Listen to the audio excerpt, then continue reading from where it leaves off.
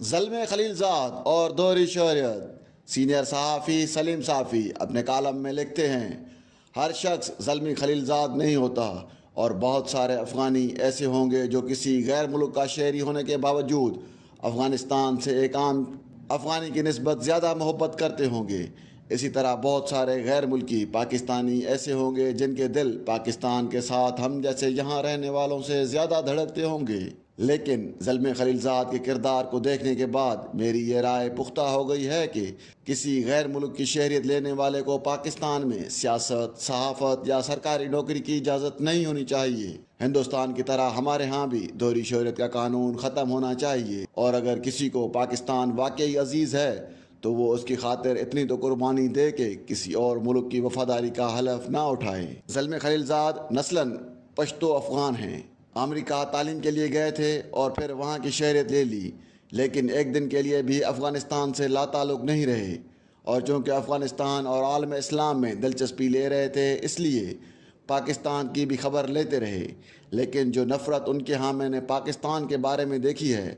وہ نہ کسی اور امریکی کے ہاں دیکھی اور نہ کسی اور افغان کے ہاں۔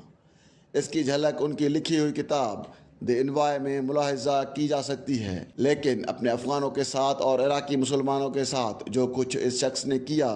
وہ ایک شکی القلب امریکی بھی نہیں کر سکتا۔ افغانستان پر امریکی قبضے کے بعد بون کانفرنس کے نتیجے میں حامد کرزئی کی قیادت میں ایک حکومت قائم ہوئی، آئین بنا اور لویا جرگا کے انتخابات ہوئے۔ افغانستان استحکام کی طرف جا رہا تھا اور بہت سارے افغان اپنے ملک میں واپس لوٹ رہے تھے۔ 2003 تک افغانستان میں خودکش حملے ہو رہے تھے اور نہ خوف و ہراس کی فضا تھی، لیکن جب 2003 میں زلمے خلیل زاد افغانستان میں امریکہ کے سفیر مقرر ہوئے، یہ کتنی شرم کی بات ہے کہ ایک بندہ اپنے ملک میں کسی اور غیر ملک کا سفیر بن کر آ جائے۔ تو افغانستان میں خودکش حملوں کا آغاز ہوا اور طالبان کی مزاحمت تیز ہونے لگی۔ اس کی ایک بڑی وجہ عراق پر امریکہ کا ناجائز حملہ تھا، اور زلمے خلیل زاد امریکی نیوکانز کا حصہ ہونے کے ناطے عراق پر حملے کے بھرپور حامی تھے۔ عراق جنگ سے پہلے پورا یورپ اور روس و چین بھی افغان جنگ کے حوالے سے امریکہ کے ہمنوا تھے، لیکن جب عراق پر ناجائز حملہ کیا گیا تو اس کی وجہ سے افغانستان سے متعلق بھی یہ سازشی نظریات جنم لینے لگے کہ امریکہ کے مقاصد کچھ اور ہیں۔ ایران نے محسوس کیا کہ وہ عراق اور افغانستان میں موجود امریکی فوجوں کے درمیان سینڈوچ بن گیا۔ ایران کے ساتھ ساتھ روس نے بھی افغانستان سے متعلق ڈبل گیم شروع کر دی۔ سعودی عرب اور مصر جیسے اتحادیوں نے بھی عراق کے خلاف امریکی کارروائی کی مخالفت کی، اور خود حامد کرزئی نے بھی پہلے افغانوں کے جذبات بھڑکانے کے لیے صرف گوانتنامو بے کی ویڈیوز اور تصاویر موجود تھی، لیکن اس کے ساتھ ساتھ عراق کی ابو غریب جیل کی فوٹیجز کا بھی اضافہ ہو گیا۔ اسی طرح حامد کرزئی روز اول سے یہ چاہتے تھے کہ طالبان کو مذاکرات کے ذریعے اپنے سیٹ اپ کا حصہ بنا دیا جائے، اور اس کے لیے انہوں نے صبغت اللہ مجددی کی سربراہی میں شورائے تفاہم بھی بنا دی تھی۔ لیکن زلمے خلیل زاد جیسے لوگ امریکی طاقت کے زور پر طالبان کو صفحہ ہستی سے مٹانے پر منحصر تھے، اور حامد کرزئی کی مفاہمت کی ہر کوشش ناکام بناتے رہے۔ اپنے افغانوں کا بے دریغ خون بہانے کے بعد زلمے خلیل زاد عراق چلے گئے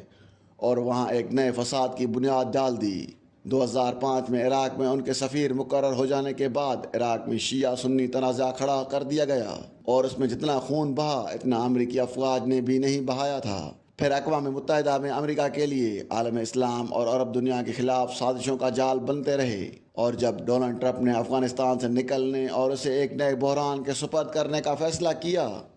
تو ایک بار پھر زلمے خلیل زاد نے اپنا کاندھا پیش کیا۔ شروع میں خود بھی ان کے گیم کو نہیں سمجھ سکا تھا، اور ان کا رول اتنا مثبت نظر آیا کہ ایک آدھا موقع پر ان کے تبدیل ہونے پر حیرت کا اظہار اور تعریف بھی کی۔ لیکن آج دنیا کے گوشے گوشے میں در بدر ہونے والے افغان جانتے ہیں کہ ان کے ساتھ جو کچھ ہوا وہ افغانی نسل زلمی خلیل زاد نے کیا۔ روس، چین، ایران اور پاکستان کی کوشش تھی کہ دعا معاہدے سے قبل بین الافغان مفاہمت ہو، لیکن اس کے کیے بغیر زلمی خلیل زاد نے ان افغانوں کو طالبان کے رحم و کرم پر چھوڑ دیا، جو امریکہ پر تکیہ کرتے ہوئے کئی سال تک ان سے لڑتے رہے۔ لوگوں کا اس طرف دھیان نہیں تھا کہ جب امریکی القاعدہ اور طالبان کو اذیتیں دینے کے لیے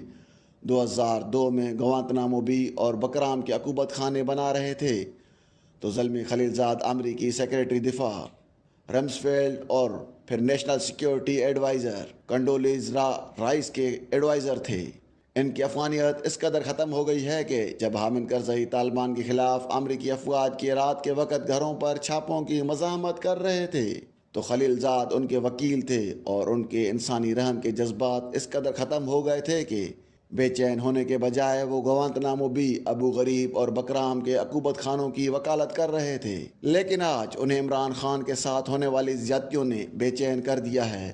اور وہ پاکستان میں انسانی حقوق کی خلاف ورزیوں کی صدا بلند کر کے پاکستان کے خلاف غلیظ مہم چلا رہے ہیں۔ حالانکہ ان کے ہاں اگر رتی بھر بھی افغانی غیرت موجود ہوتی تو پہلے تو وہ ان افغانیوں کے لیے آواز اٹھاتے جو امریکی وعدے کے مطابق افغانستان سے نکل کر پاکستان، UAE اور دیگر ممالک کے کیمپوں میں پھنسے ہوئے ہیں۔ خلیل زاد میں اگر کوئی انسانیت ہے تو پاکستان کے اندرونی معاملات پر بات کرنے سے قبل امریکی حکومت سے ان افغانوں کا مسئلہ حل کروائیں جو ان کے وعدے کے مطابق افغانستان سے نکل کر مختلف ملکوں میں ذلیل ہو رہے ہیں۔ اس ظلم پر خاموشی اور عمران خان کے لیے ان کی اور دیگر امریکیوں کی بے چینی سے صاف ظاہر ہے کہ ان کا اصل مقصد انسانی ہمدردی یا جمہوری حقوق نہیں، بلکہ پاکستان میں خانہ جنگی کرانا اور اسے بلیک میل کر کے چین سے دور کرنے پر مجبور کرنا ہے۔ لیکن وہ یہ بھول رہے ہیں کہ اس چکر میں ان کے عزیز محسن عمران خان بھی ایکسپوز ہو رہے ہیں، اور عمران خان کو یاد رکھنا چاہیے کہ خلیل زاد، شرمین، جیڈ کرشنز اور دیگر امریکی مقصد پورا ہونے کے بعد انہیں اسی طرح بے آسرا چھوڑ دیں گے جس طرح انہوں نے اشرف غنی کو چھوڑ دیا تھا۔